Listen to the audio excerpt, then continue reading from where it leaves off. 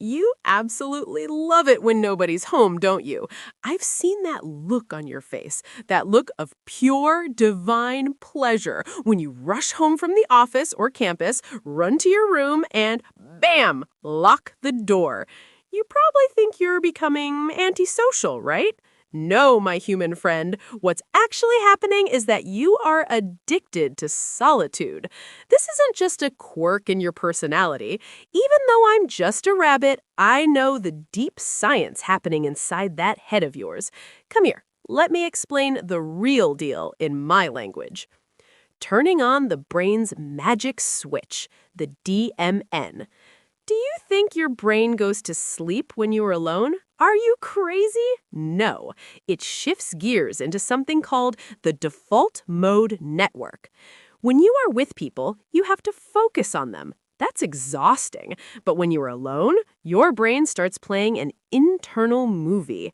The DMN, the dream world, this turns on, allowing you to replay old memories, plan the future, mental time travel, or just imagine cool stuff. It's delicious for your brain. The executive network, the worker. This is the part that deals with social tasks. When you're alone, this guy finally takes a vacation. The salience network, the security guard.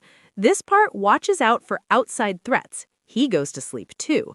So instead of suffering through small talk, your brain gets addicted to the creative flow states and the dopamine hits it adds from this internal DMN party. People equal a big tax, the social tax. Us rabbits always have our ears up watching out for foxes. You humans are the same. Even when you're with friends, your brain is constantly working. We call this social monitoring. You worry, why is his face like that? Did my voice sound weird? Is she mad? To process all this, your prefrontal cortex and your amygdala, the fear center, have to work overtime. For this hard work, your brain charges you a tax. It raises your cortisol, stress hormone. But the moment you lock your door, tax canceled. The amygdala rests. The cortisol drops. Your body feels a wave of relief. Your brain realizes going back out to people is too expensive in energy and tells you to stay put.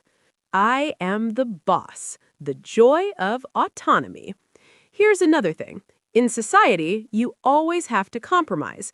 If a friend says, let's go that way, you have to say, okay, even if you don't want to. But in solitude, no compromise. That's when the ventral striatum in your brain lights up.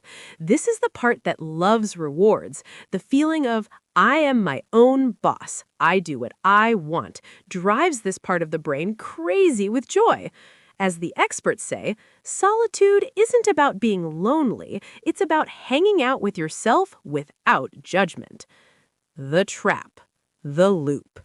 Now, here's the dangerous part. Once you get used to this low stress and high freedom lifestyle, your brain gets addicted to that peace. Then, if you step outside just for a bit, the noise of people and their drama feels unbearable. You get overstimulated. You think, ugh, people are such a nuisance, and you run back to your burrow. It becomes a loop. The more you stay alone, the more you want to stay alone, because your brain thinks that's the only place where you're safe. So, human friends, you're not weird. Your brain just loves that high of peace. But hey, don't stay in the cave forever. Come out in the evening, eat a carrot, and get some fresh air. I'm leaving now, and I need to go hide for a bit too. Bye!